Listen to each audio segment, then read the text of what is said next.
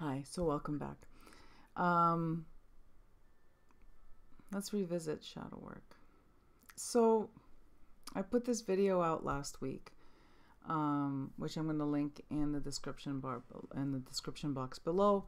I'm not going to tread that same water again because I make myself perfectly clear in that video. The comments section is gold. The comments section, I'd like to thank each and every one of you that posted a comment for doing so. It was from a variety of people, variety of walks of life, variety of cultural practices, spiritual practices. Some people are psychologists. Some are psychologists. Some are psychotherapists. There's quite a there. It's I don't know. There's a lot. There's a lot in the comment section. Some people read for people, read for the public for money. I don't like. Oh no. I'm going to mention something else like a pet peeve. I'm sorry, people. I don't like this phrase, reading professionally. I'm a professional reader.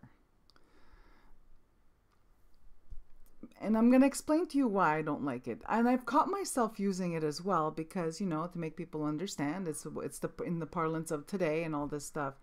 But to say you're a professional reader, one means that you have a degree in reading tarot cards, because professional, that's what it means. It's profession. You have a degree in reading tarot cards, and I'm sorry, people, I'm pedantic and I'm literal.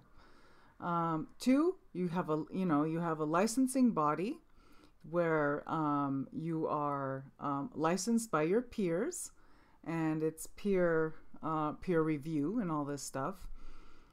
And no. So for me, like professional reader, no.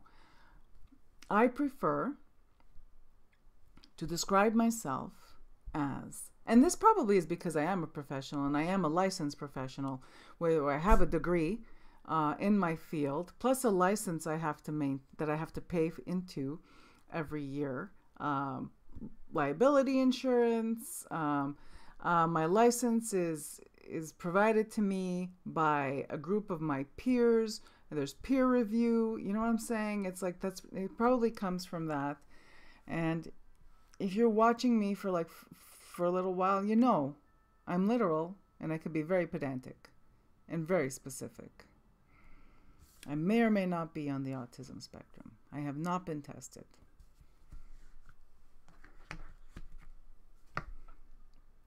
I prefer to describe myself as readings I do for the public, or I provide readings for the public at a fee. I charge for my time. I don't charge for the reading, I charge for my time. But that's not what this video is about. This video, I want to come back around. So in the comments section, I can't remember, someone wrote, there was a couple of comments that I had to say did make me laugh out loud. Not because I was laughing at the person commenting, but the wording they chose. There's a couple of comments where basically someone, in the manner in which they're expressing themselves, they're using tarot as a metaphor, as though I'm like freaking 5 years old or something, or they're trying, there was a little bit of superciliousness in the comments. I freaking love that. So, one, I see your dig, or I see it, know that it's received and know that you made me laugh. Thank you. Doesn't affect me. Two, there were some comments made me think. You know what I mean? It's where people actually, oh my God, some people were phenomenal at, instead of talking down to me and using tarot as a metaphor, actually described what it is that they do. See, I remember D from Divination Tarot? Is that your channel? D, I love you. I watch you all the time. I'm sorry. She brought up mirror work. And I remember mirror work from So I remember that term. So I'm old too, D. I'm probably older than you are. Um, but thanks for bringing that up because oh my gosh, yeah, I remember that term. And see that I see what you're saying there. Um, but I'm sorry, I'm gonna have to say that I still don't see where I'm going to delve deep into my psyche with tarot cards. I see, so I have Scooby behind me and he's got brand new batteries in him and he's very talkative because he's got the motion sensor on. So sorry, I'll stop moving. Anyway, I still I still stick by my guns. For me, one, shadow is not something you're not going to discover, or you're not going to discover a shadow, or you're not going to find a shadow in tarot cards. Two, one person posted a comment saying it's different. If a card triggers you, then it's a complex. It's not a shadow. So, but that person's a professional. So that's like, that person's a professional psychotherapist. So yeah, that's specific language, which I'm all about specific language. One person posted a comment about language being fluid, and that they're open-minded and they're okay with the language being fluid. I'm not. I'm a clinician. In my line of work, language is not fluid. Language is specific. So in my line of work, language is specific. In my culture, language is specific. Words count. Language counts. So this is where I'm gonna have to. I'm sorry, but I'm not apologizing. What I'm trying to say is I'm rigid in some things, and this is one. For me, language is specific. Language can't be fluent. Not fluent, fluid. No, I will not accept that people bandy about terms like anxiety and depression to describe that they didn't get the freaking handbag that they wanted because, the store was closed or whatever, or was sold out and they missed out on some handbag that they wanted. And so they have anxiety. They have PTSD from shopping. They have, no, this I will never, ever accept. These are words that belong to very specific experiences, and there's people that are suffering. We cannot take their words. We cannot take the words to describe their suffering and use it for frivolities. That I will never abide. So back to talk about tarot and cards and things that are not serious. Well, they might be serious to us, right? But in the general scheme of things, it's not serious. It's not life or death. There is a practice that I do that it's a cultural practice. Now, I'm not sure how widely practiced, how widely known this practice is, or how widely practiced it is within my culture. But in my specific culture, I am first generation born in America to Italian immigrant parents. I was raised by Italian immigrant aunt and uncle. I grew up in a neighborhood comprised primarily of French Canadian, Haitian, and Italian, Haitian immigrants and Italian immigrants. So you can understand context, okay?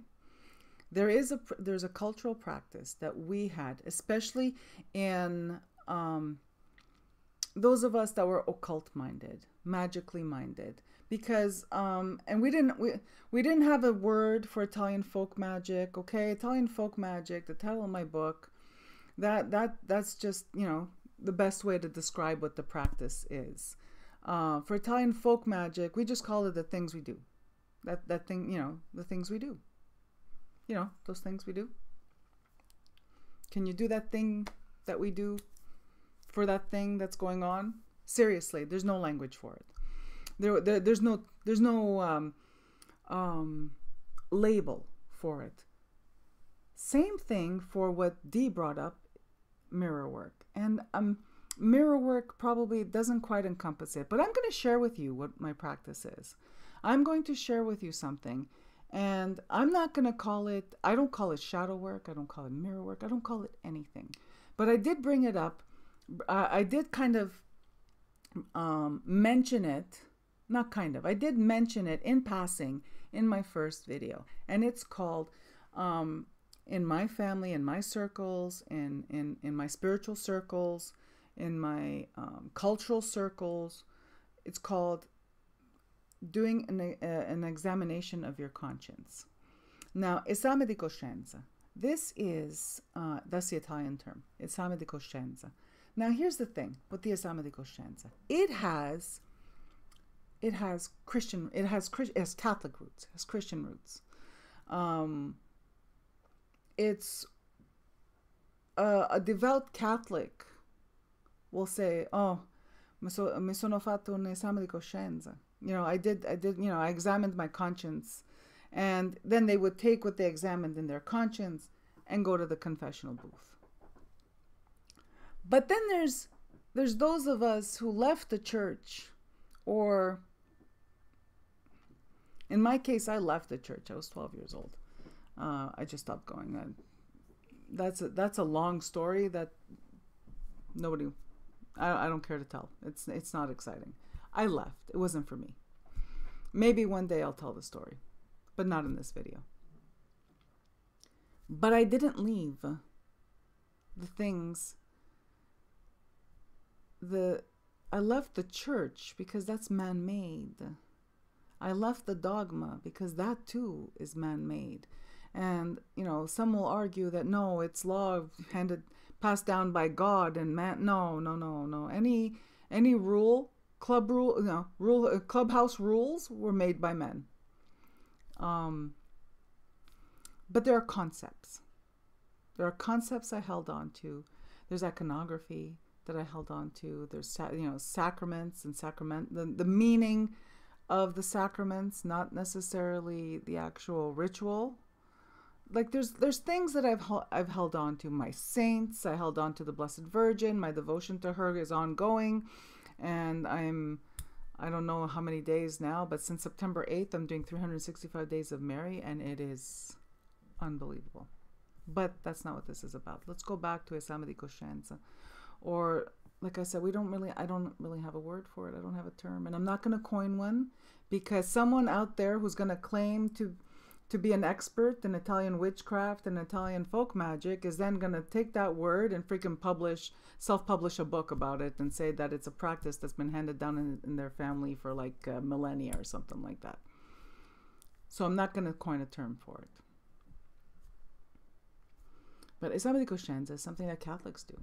And it's, I'm sure there's an English term for that, examining your conscience, where you look inside yourself and you find out, you look inside yourself and you question yourself, you ask yourself certain questions.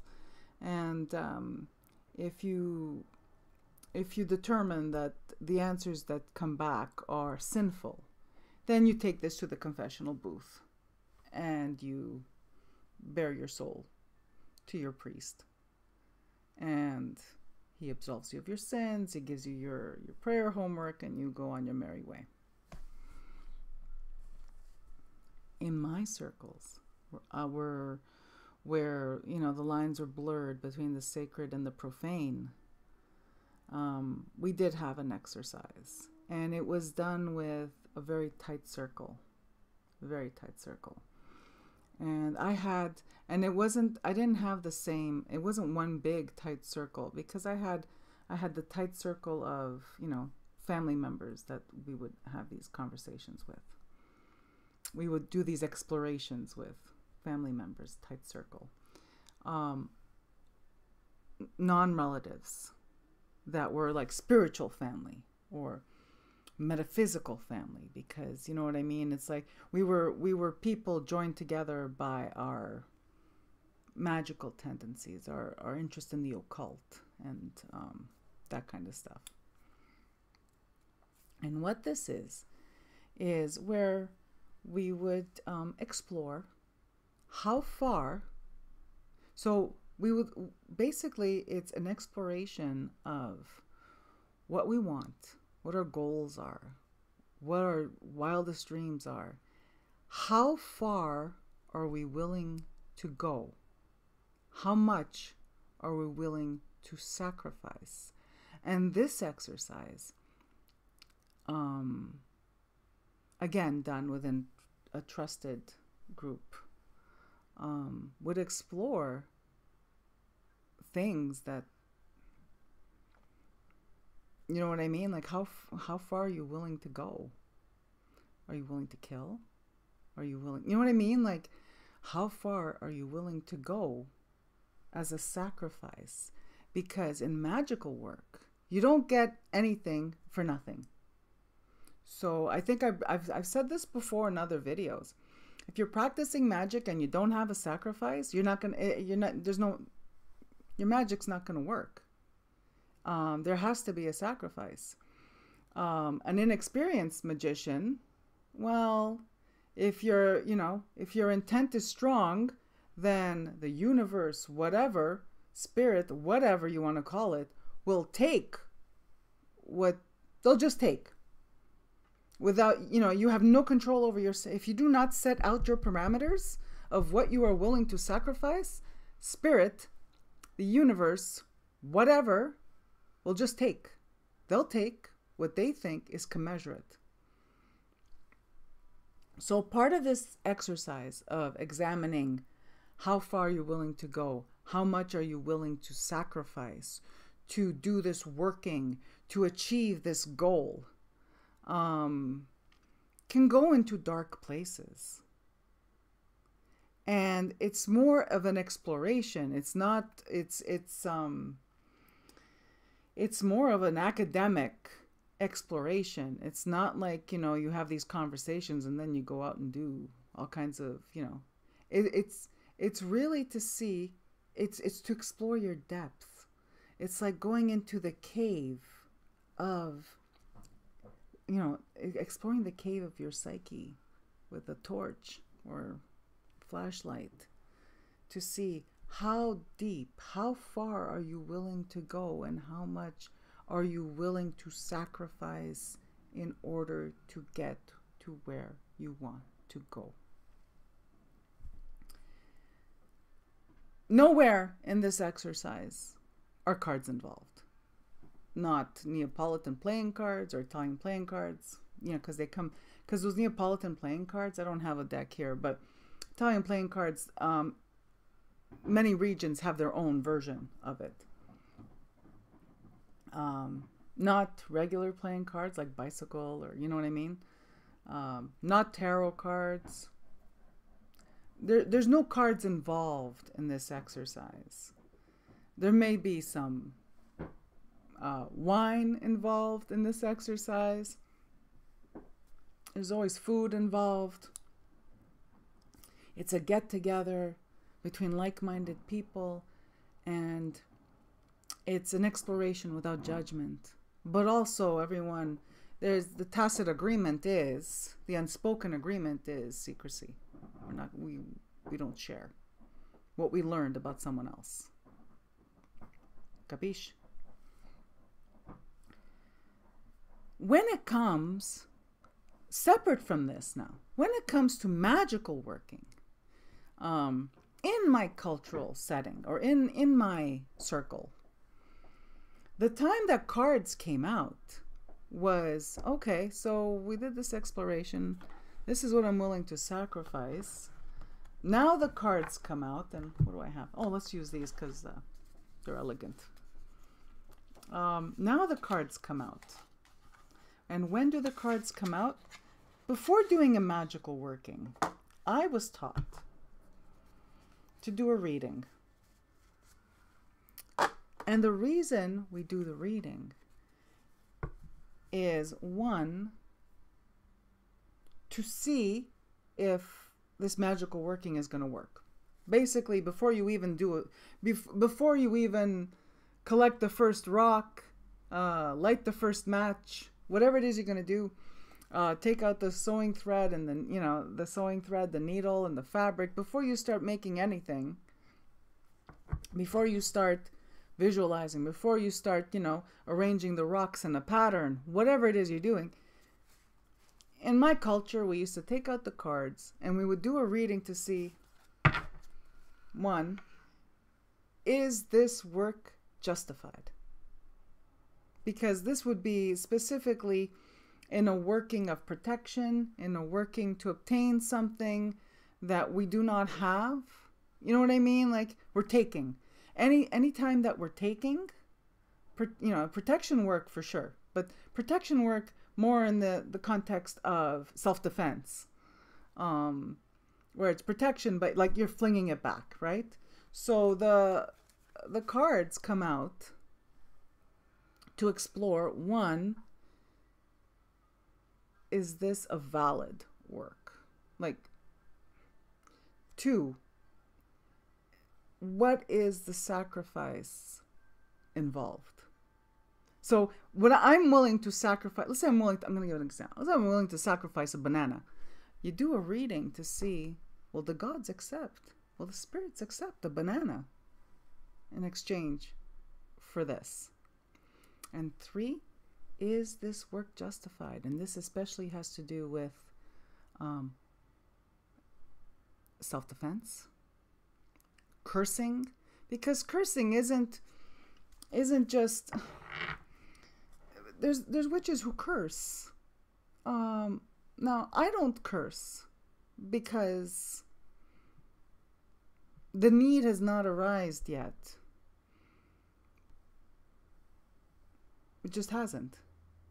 But there are witches that curse, and the ones I learned from would consult the cards. Is this working justified? Will the spirits accept my banana as a sacrifice for this result?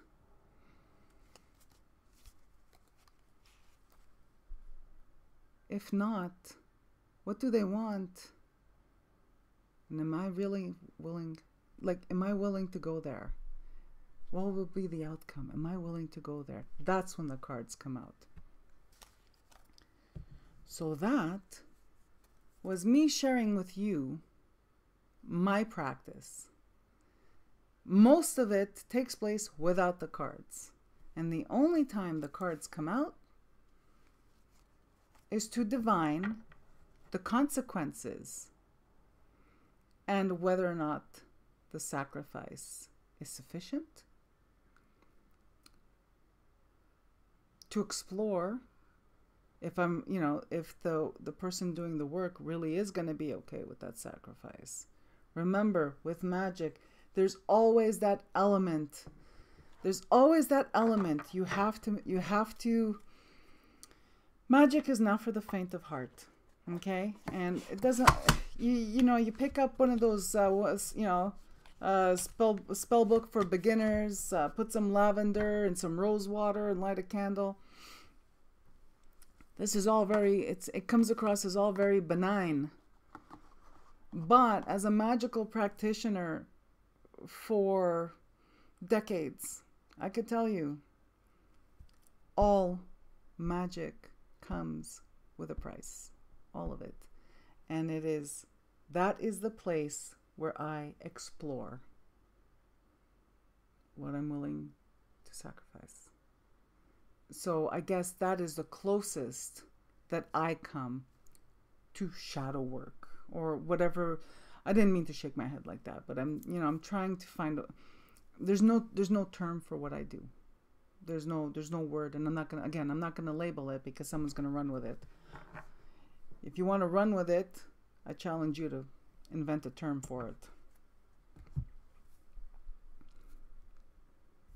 But when it comes to things that trigger me in daily life, why does my neighbor get on my nerves? Well, Psych 101 would tell me my neighbor, or not even Psych 101, Metaphysics 101 would tell me that my neighbor gets on my nerves because we're all each other and we are all mirrors of each other.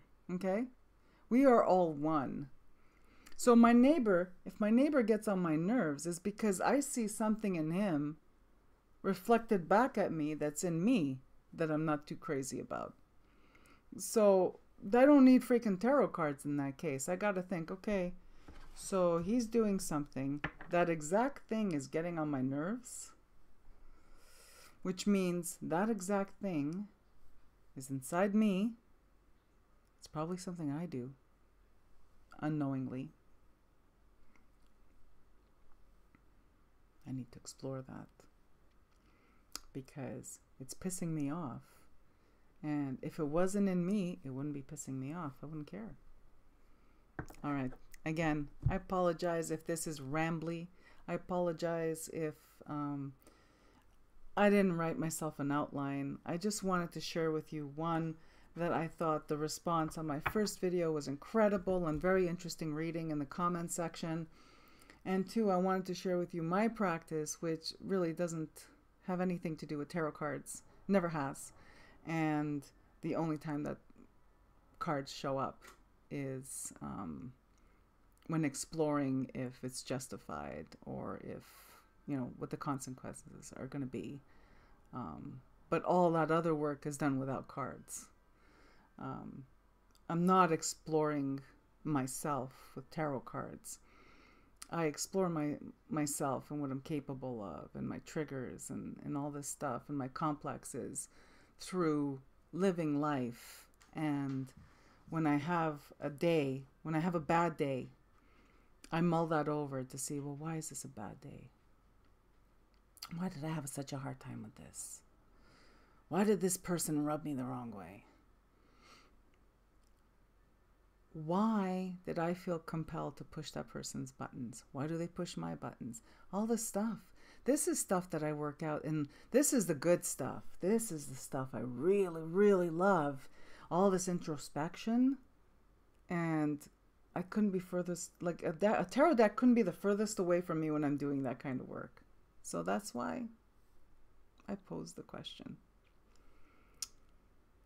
Thank you for being here. Please, again, I welcome your comments in the comment section below. And wherever you are in the world, I'm wishing you all a beautiful day. Bye-bye.